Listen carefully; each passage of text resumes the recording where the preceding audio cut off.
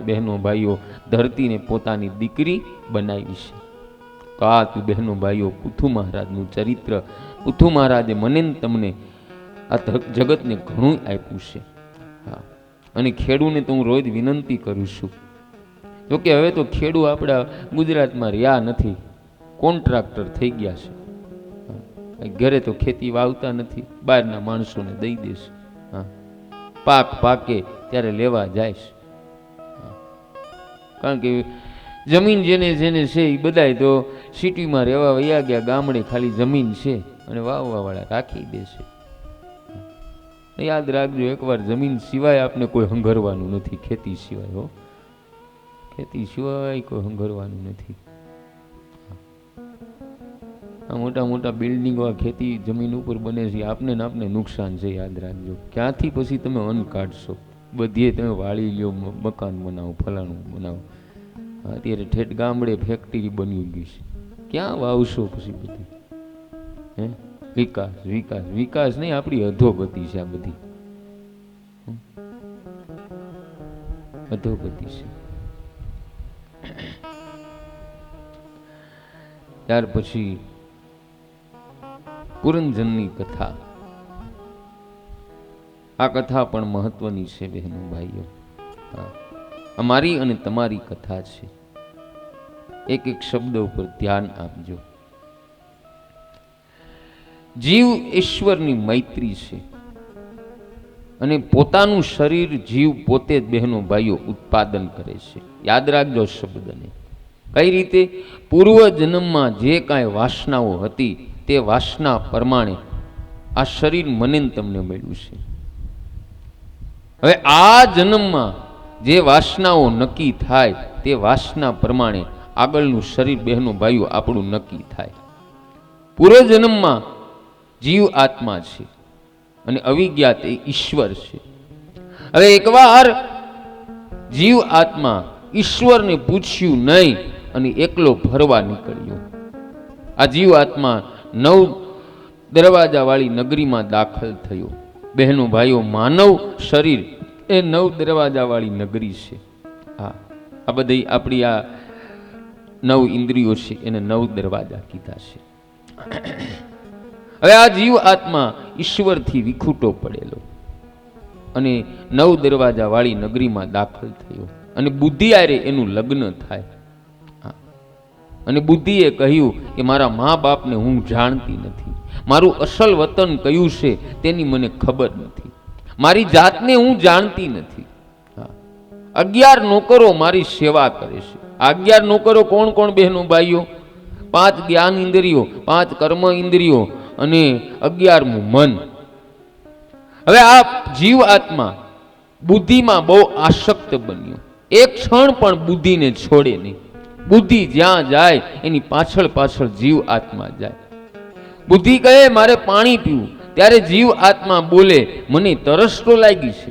હવે થોડાક દિવસમાં તેને ઘેર બહેનો ભાઈઓ 1100 છોકરાઓનો જન્મ થયો. આ 1100 છોકરાઓ મેં અગાઉ બતાવ્યા. 5 જ્ઞાન ઇન્દ્રિયો, 5 કર્મ ઇન્દ્રિયો. હવે આ છોકરાઓ બહુ તોફાન કરે. હવે એક દિવસ જીવ આત્માને આ શરીર છોડવું પડ્યું. હા, શરીર છોડવું પડ્યું. મેં અગાઉ તમને કીધું ને કે આપણું શરીર આપણે જ નક્કી કરીશું. એ પ્રમાણે આપને શરીર મળે છે.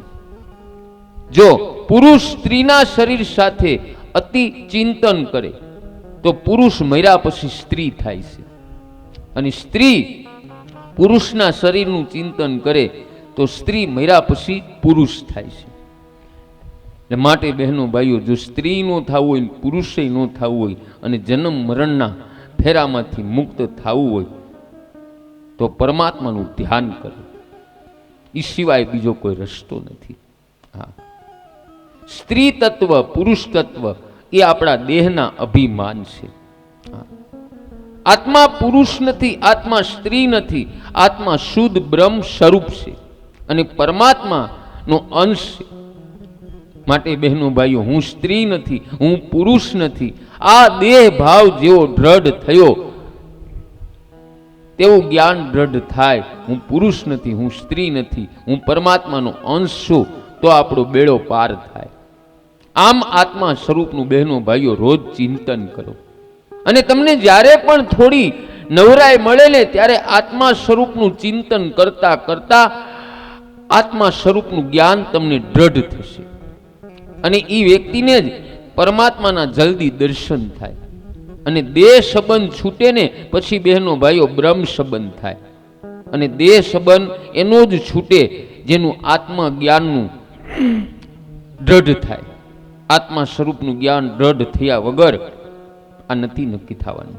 આના માટે બહેનો ભાઈઓ રોજ ધ્યાન કરો અને શુદ્ધ કર્મ કરો, તો બહેનો ભાઈઓ જન્મ મરણના ફેરામાંથી આપણે મુક્ત થાશું.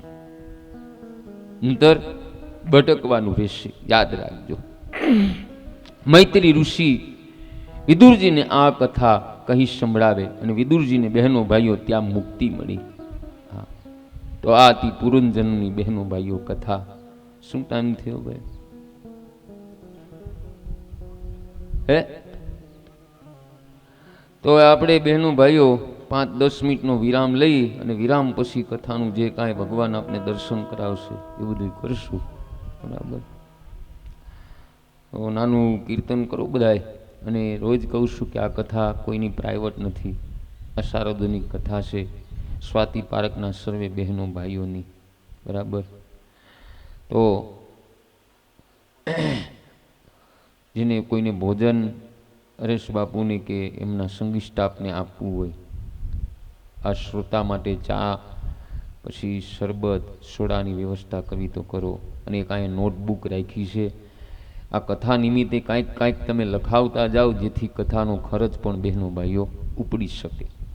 બરાબર. ભગવાને ઘણું આપ્યું છે બધાને. 2-3 તો મકાન છે ઘરના અહીંયા ઘણા લોકોને. તો બધાએ સમજી વિચારીને આજથી નોટબુક શરૂ કરો. અને એક બહેનો એની શેરી સંભાળી લે કે આ 6 નંબરની શેરી હું સંભાળી લઉં, 7 નંબરની શેરી હું સંભાળી લઉં. કથા નિમિત્તે કાંઈ પણ તમે તમારી ડેલીમાંથી લઈ અને કથામાં કાંઈક દાન પૂન કરાવો, એવી મારી બધાને પ્રાર્થના.